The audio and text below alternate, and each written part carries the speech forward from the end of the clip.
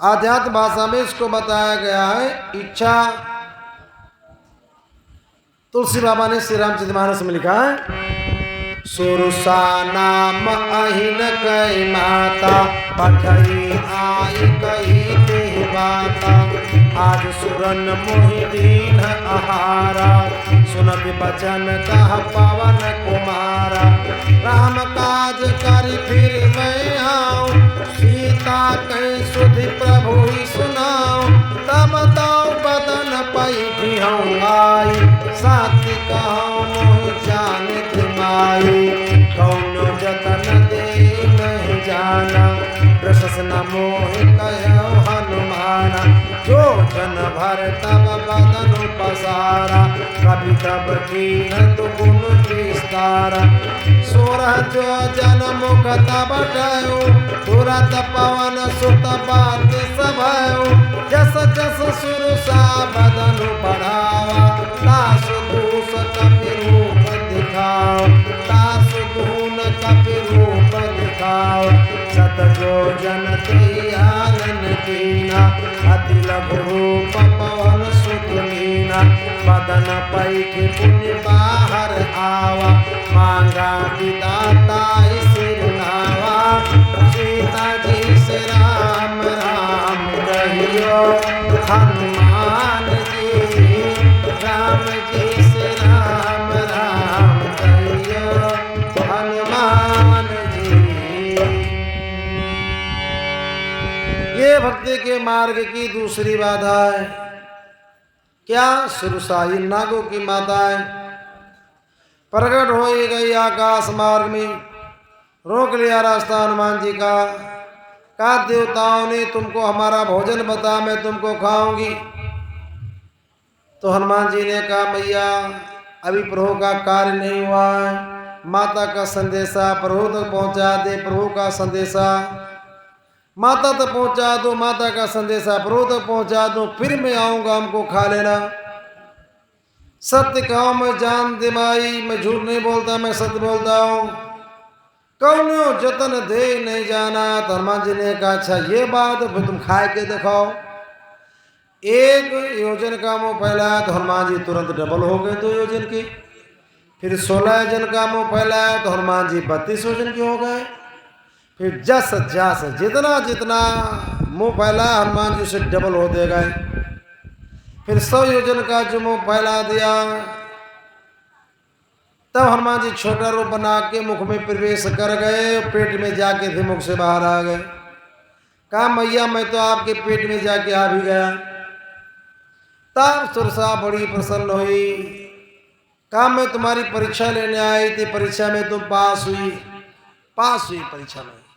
राम काज सब करि हो, तुम बल बुद्धि निधान। आशीष दे गई सो हर से चलो हनुमान। ये भक्ति के मार्ग की दूसरी बाधा है सुरसा। आध्यात्म भाषा में इसको बताया गया है इच्छा। जैसे भगवान भजन करते हैं, हाथ जोड़े डाल, महाराज थोड़ी दया कह दो, गन्ना बढ़िया फर जाए और नगद पेमेंट हो जाए तो पक्का मकान बनवाए ली। भगवान की दया हुई गया, बढ़िया गन्ना फर गवा, बढ़िया नगद पेमेंट हुई गवा सब, और नगद पेमेंट मिल गया, पक्का मकान बनवा रहे। दूसरे साल फिर हाथ जोड़े टाल, महाराज तनी दया और कह दो, पेड़ी बढ़िया हो जाए, बढ़िया बढ़िया ना हो। भगवान की दया भाई, पेड़ी बढ़िया हो गए और बढ़िया दामन बिक गए, नगद पेमेंट मिल गया, बढ़िया तो मंजिला बनवा नहीं।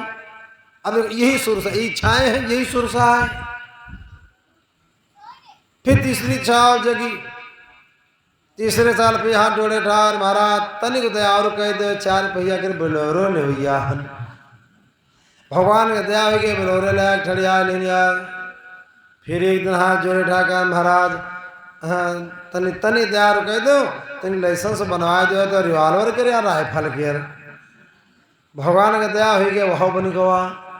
फिर एक दिन हाथ जोड़े डाल, महाराज देहात में तो बहुत कुछ बनवाए दियो, तनी को दया बस और कह दो शहरों को छोटे मोटे मकान लेवाए दियो।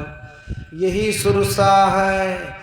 जब तक इन इच्छाओं के चक्कर में आप फंसे रहोगे भक्ति तक नहीं पहुंच पाओगे।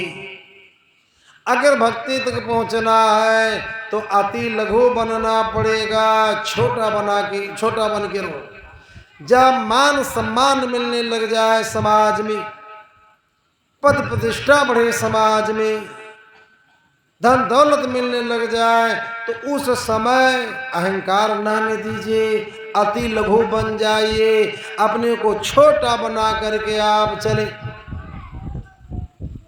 भक्ति तक पहुंच जाओगे आप। तो भक्ति के मार्ग की ये दूसरी बाधा है सुरसा। और भक्ति के मार्ग की तीसरी और अंतिम और सबसे बड़ी बाधा क्या है? सिंहिका। तुलसी बाबा ने नाम नहीं लिखा, इसे लिख दिया है कि निश्चर एक सिंध मह रहाई। नाम नहीं लिखा है। और कर माया नभ के खग गहई, जीव जंतु जे गगन उड़ाही, और जल बिलो के तिन कह परछाही, गहाई छासक सोन उड़ाही, और यही विधि सदा गगन चरखाही, ताही मारी मारुत सुत वीरा, और बारिद पार गयो मत धीरा। मैना को नहीं मारा, सुरसा को नहीं मारा, लेकिन सिंहिका को मार डाला। सिंहिका को अध्यात्म भाषा में बताया गया है ईर्षा। देखो, जब तक ईर्षा के चक्कर में मनुष्य फंसा रहेगा भक्ति तक नहीं पहुंच पाएगा। ईर्षा को तो मारने पड़ेगा। देखो, ईर्षा रहती सबके हृदय में ही है। देख, शरीर में सब कुछ है।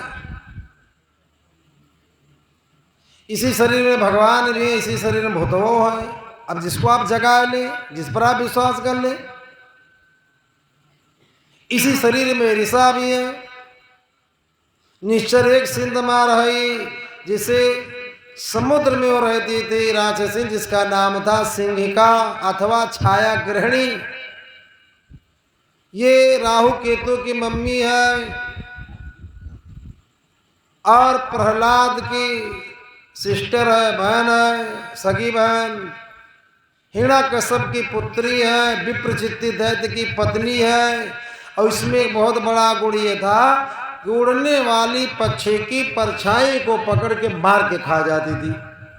जो जल में जीव रहते हैं उनको ही टच नहीं करती, जो थल पर विचरण करने वाले जीव हो उनको भी टच नहीं करती, लेकिन आकाश में उड़ने वाले जो पक्षी उनको मार के खा जाती थी। देखो, जीव का भी स्वभाव है। ये ईर्षा हृदय में रहती है। अपने से नीचे को देखोगे ईर्षा नहीं जागेगी, लेवल वाले को देखोगे तभी ईर्षा नहीं जागेगी। जब अपने से बड़े को देखोगे तब ईर्षा जागती है। जैसे कोई बड़ा कथावाचक है, कोई छोटा कथावाचक है। बड़ा वाला जब छोटे को देखता है तो ईर्षा नहीं करता। अरे चलो कोई बात नहीं, बढ़िया है, भगवान का भजन होता है, ठीक है बेटा, कभी किसी चीज की जरूरत हो ये हमारा कार्ड है, रख लो, नंबर इस पे लिखा, फोन करना, हम तुमको बताएंगे। भैया बहुत अच्छा। अभी देखो ईर्षा नहीं जागी।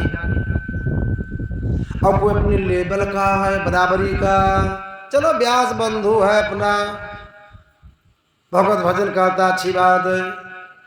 लेकिन कोई बड़ा पंडित आ जाए, खूब भीड़ इकट्ठा कर दी, तब ईर्षा ये जाग जाती है। अति भीड़, भगवान करें कि पंडित के गले ही बैठ जाए, कि हारमोनियम ही ना बाजे, ढोलके के ढोलका ही फूट जाए। ये ईर्षा तभी जागती है जब अपने से ऊंचे को आप देखोगे रहते के शरीर में, अपने से नीचे को देखोगे, लेवल को देखोगे, नहीं ईर्षा जागेगी। लेकिन जब अपने से ऊंचाई की तरफ आप बढ़ोगे तब ईर्षा जागती है। तो इसको मारना पड़ता है। ईर्षा को अगर नहीं मारोगे तो भक्ति तक आप नहीं पहुंच पाओगे। भक्ति के मार्ग की सबसे अंतिम और सबसे बड़ी बाधा जो है वो है सिंहिका। तो हनुमान जी ने उसको मार दिया और समुद्र के उस पार पहुंच गए। थोड़ा दिन रहे पहुंच गए थे तो मन में विचार किया, अति लघु रूप धरो निस नगर करो पैसार। अभी थोड़ा दिन है, रात्रि में हम प्रवेश करेंगे लंका में। तो पहाड़ पर चढ़ करके लंका की सुंदरता को देख रहे हैं। क्या देख रहे हैं कि गिरि पर चढ़ी लंका तह देखी, और कहीं न जाय अति दुर्ग विसेखी। अति उतंग जल निध चहु पासा, और कनक कोट कर परम प्रकाशा। हनुमान जी पहाड़ की ऊंचाई से लंका का दर्शन कर रहे हैं। अब देखिए लंका में ऐसी ऐसी सुंदरियां हैं जो मुनियों के मन को मोहित करने वाली हैं, लेकिन हनुमान जी को मोहित नहीं कर पाई। क्यों? हनुमान जी ने लंका का दर्शन तो किया है, लेकिन कहाँ कैसे किया है? पहाड़ पे चढ़ के। और पहाड़ को संतों ने बताया वैराग्य। अगर आप संसार का दर्शन करें, थोड़ा जीवन में वैराग्य हो, वैराग्य की ऊंचाई से आप संसार को देखोगे तो कभी संसार में आप फंसोगे नहीं। तो इसीलिए हनुमान जी पर कोई असर नहीं हुआ, क्योंकि वैराग्य की ऊंचाई से लंका का दर्शन कर रहे हैं। 2-3 बातें उन्होंने हनुमान जी ने वहां मुख्य देखी। कौन सी बातें? पहली बात, लंका सोने की है, सब सोने के मकान लूट लूट करके लंका को बसाए रावण ने। तो पहली बात तो ये देखिए कि राम राम जपना पराया माल अपना। देखो वो तो लंका थी, वो समुद्र के उस पार, लेकिन एक और लंका बताई गई है जहां पर ये सोच आ जाए, इसका लूट ले, इसका छीन ले, इसका बेईमानी कर ले, ये हमको मिल जाए, ये हमको मिल जाए। तो उसी सोच का नाम लंका बताया गया है। और लंका में सब लूट लूट के बसाया था रावण ने। एक बार कुबेर पर धावा, पुष्पक जान छीन ले आवा, यहां से छीना, वहां से लूटा, वहां से लूटा, वहां से छीना।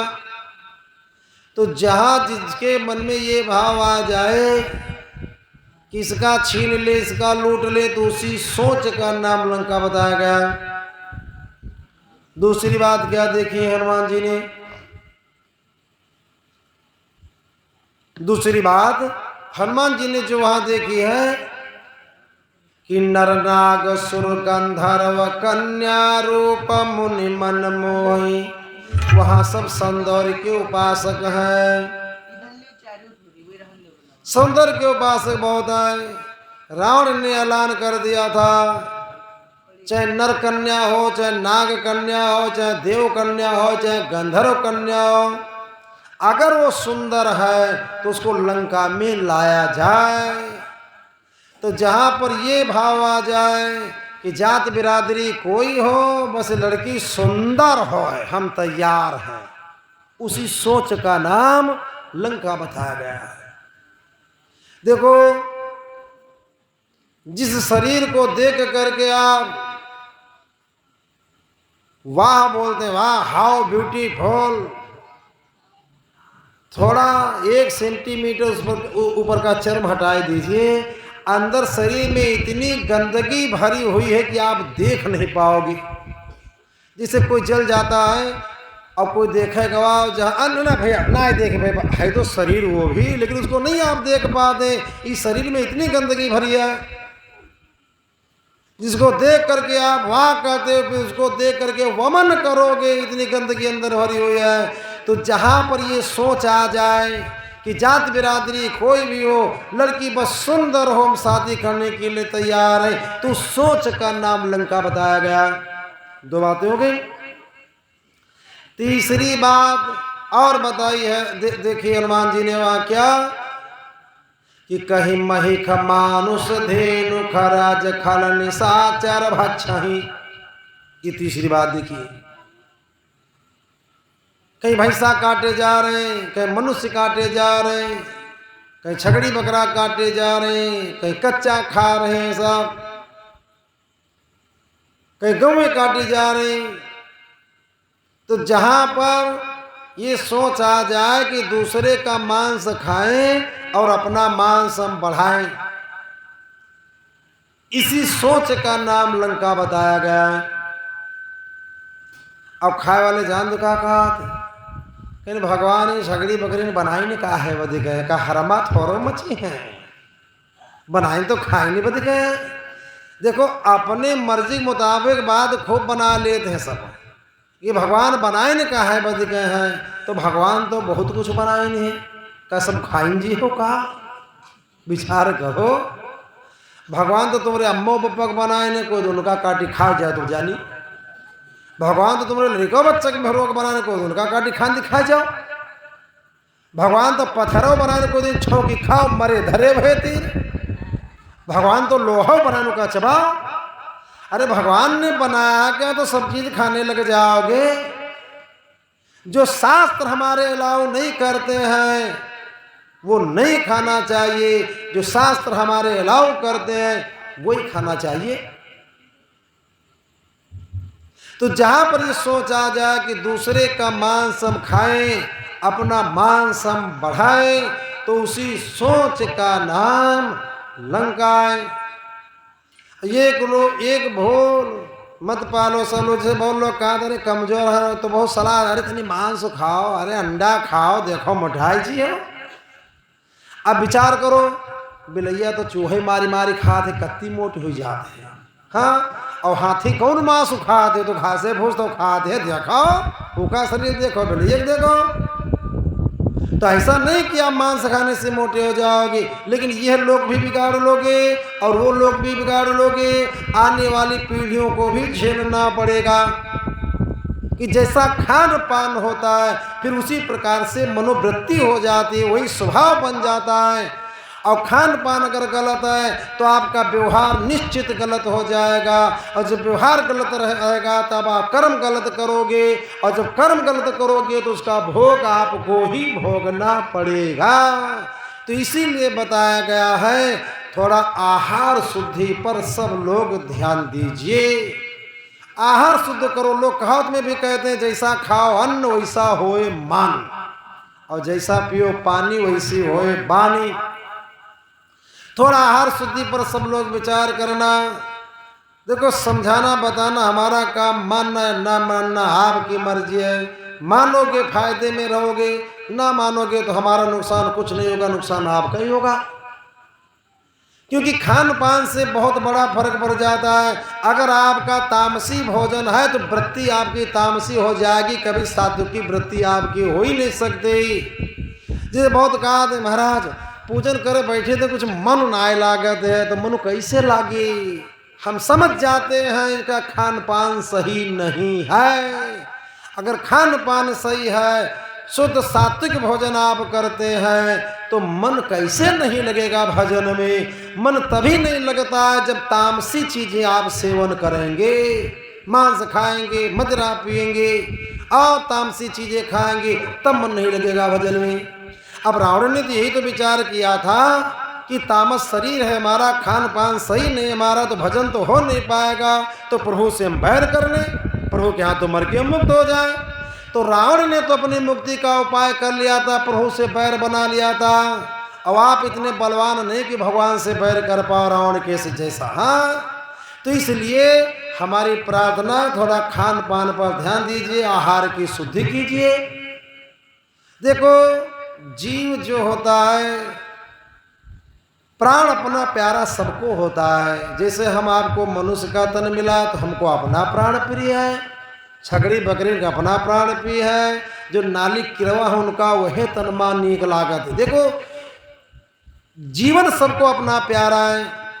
आपके बच्चे का जब सिर दुखता है आपको कितना दर्द होता है, आपका बच्चा बीमार हो आप दौड़े दौड़े घूमते हो कितना दुख होता है, और किसी दूसरे बच्चे को जब आप काटते हो तो क्या उसकी माता को दुख नहीं होता होगा? विचार करो कभी सोच करके, बहुत दुख होता है। लेकिन वो है बोल नहीं पाता, कुछ कह नहीं पाता, देखता है सोचता है, उसके अंदर से हाय निकलती है, वो हाय लगती है। इसीलिए बताया गया है कि खान पान आप सही कीजिए।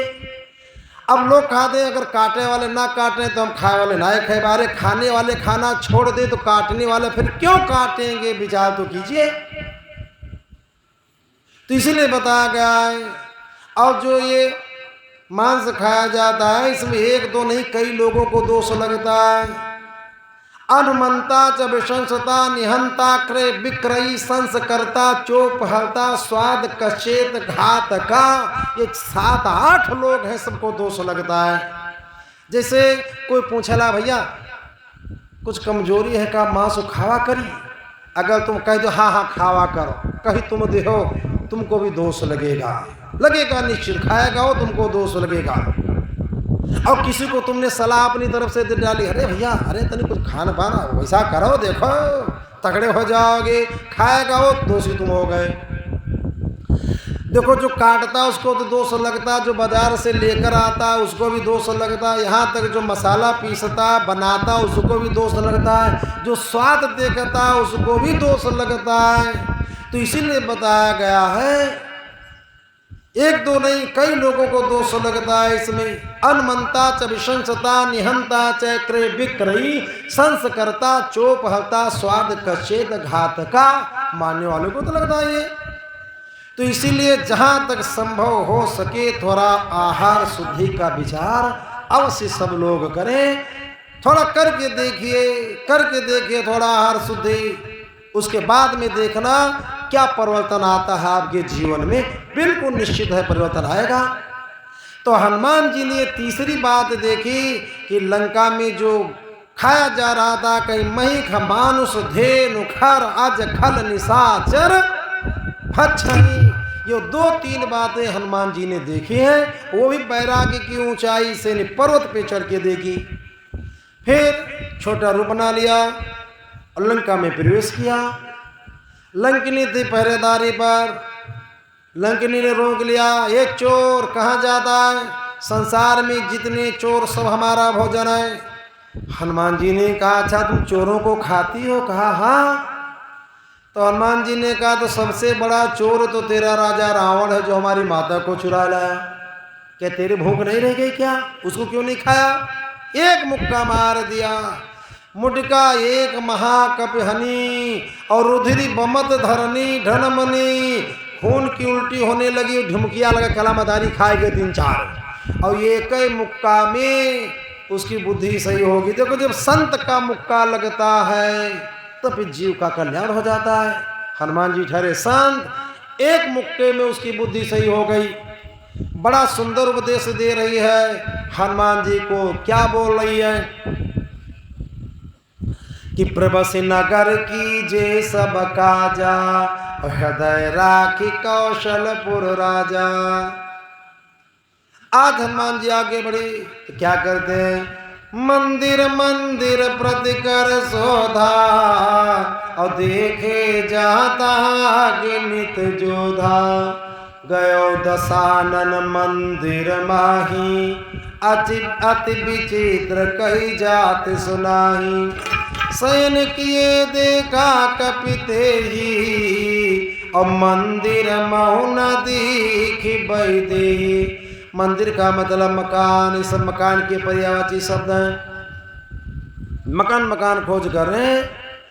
एक मकान की सुंदरता को देख करके समझ गए हनुमान जी के रावण का महल होगा। अंदर गए, माता जी नहीं है वहाँ और तमाम रानियां लेटी हैं।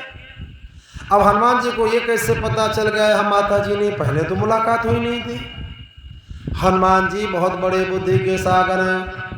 हनुमान जी ने विचार किया यहाँ तमाम रानियां सुख की नींद सो रही हैं, अगर हमारी माता यहाँ होती तो सुख की नींद सो नहीं रही होती, वो बैठे बैठे रो रही होती। इसलिए समझ लिया माता यहाँ नहीं है। आगे बड़े आधी रात्रि का समय हो चुका है। विभीषण जी जागे और राम राम का सुमरन किया। लंका में नरसिंह भगवान की मूर्ति थी। रावण ने जब इंद्र पर आक्रमण किया था तो इंद्र लोक से नरसिंह भगवान की मूर्ति को ले आए थे। नरसिंह भगवान ने कह दिया था, लिए तो जा रहे, जिस दिन तुम्हारी लंका में हमारा पूजन नहीं होगा उसी दिन से तुम्हारी लंका का विनाश प्रारंभ हो जाएगा। रावण हंसने लगा कि हमारा एक भाई है विभीषण, उसने भक्ति का वरदान मांगा है, वो तुम्हारा पूजन करेगा। तो आधी रात्रि में रोज विभीषण जी नरसिंह भगवान का पूजन करते हैं। आधी रात्रि का समय हुआ, विभीषण जी जागे। राम राम जब सुमिरन कीन्हा और हृदय हरस कपि सज्जन चीन्हा। ये सनहट कर पहचान और साधु ते होई नकार जहानी। और बेपरो बधर बचन सुनाई, सुनत विभीषण उठ तहाई। कर प्रणाम पूछी कुशलाई, अबे प्रकहाओ निज कथा बुझाई। कि तुम हरिदासन को मोरे हृदय प्रीति अति हो। कि तुम राम दीन अनुरागी, अवायो मोहि करन बड़ भागी। तब हनुमंत कई सब राम कथा निज नाम। सुनत जुगल तन पुलक मन, सुमिर मगन गुण ग्राम। सियावर रामचंद्र की पवन सुत हनुमान की जय। जब राम राम का सुमिरन सुना हनुमान जी ने तो मन में विचार किया, राक्षस की नगरी है, क्या कोई सच में भगवान का भक्त है या कोई राक्षसी माया। फिर विचार किया, ये जागे हम राम का सुमिरन किया, इसका मतलब जब सोए होंगे तो राम जी का ध्यान लगाया होगा, ये भगवान के भक्त हैं। देखो, जीव जब सोता है तो उसके मन की जैसी वृत्ति होती है जागने पर वैसी ही होती है, निश्चित है। आप भगवान का ध्यान करके सोएं और जब जागोगे आप तो भगवान का ध्यान जरूर आपको आएगा। और भूतवन के रात के सोई हो तो भगवान की याद थोड़ा हुई है। अब रात की लेट गए, लेटे लेटे सोच रहे हैं, वो पकड़िया पर चुरैलिया लागत है, वो चौराहे पर भूतवा लागत है, स्कूल ते हुआ मरहा लागत है, वो खाहिन ते तो हुआ खबीस लागत है। और कोई नईकी बहुरिया चुनरी ओढ़ के अगर बगिया से निकल पड़ाए तो तुरंत ही चुरैलिया दबाए ले। ये सब सोच रहे हैं और तुझे सो ही गए। तो रात आई सब भतवा उठाए पटकत है, मुझे पूछो ना। जागे काला दादा सीने पर बैठ रहा है, बचगन ने मार डारी से रहा आज। तो भूतन के याद के सोई हो तो भूतवा तो दिखे हैं। अरे कभी भगवान की याद करके सो तब देखो कितना आनंद आता है। तो आज ब्राह्मण का भेष बनाया, बातचीत की तो पता चल गया भगवान के बहुत बड़े भक्त हैं। हनुमान जी ने रात में तब हनुमंत कही सब क्या कही, राम कथा, निज नाम, अपना परिचय भी दिया। तो हमारे हनुमान जी राम कथा के सर्वप्रथम वक्ता हैं और अंतर्राष्ट्रीय वक्ता हैं। विदेश में सुनाई कथा, और किस समाज में सुनाई है कथा, जहां रावण का इतना बड़ा आतंक था। रावण ने कह दिया था, बहुविधि त्रासई देश निकासई, जो कह वेद पुराना। अगर कोई वेद पुराण की कथा कहता था तो उसको मार पीट करके भगा दिया जाता था। उस राक्षस की नगरी में लंका में हनुमान जी ने राम कथा कही है। अनुकूल परिस्थिति में संत के समाज में तो हर कोई कथा कह सकता है, दुष्टों के समाज में कोई कथा कहे ये बहुत बड़ी बात है। तो आज हनुमान जी ने विभीषण जी को सब राम कथा सुनाई। तो अंतर्राष्ट्रीय वक्ता है हमारे हनुमान जी, और सारी कथा बता दी। आज विभीषण जी ने कहा, देखो अब माता जी की खोज में आया। माता जी अशोक वाटिका में है, अशोक वाटिका को ये रास्ता सीधे चला गया। लेकिन एक समस्या क्या लिखा तुलसी बाबा ने, जुगुत विभीषण सकल बताई। क्या जुगुती बताई है विभीषण ने, ये नहीं लिखा बाबा जी ने, नहीं। हाँ, ऐसे लिख दिया कि जुगुत विभीषण सकल बताई, चलो पवन सुत विदा कराई।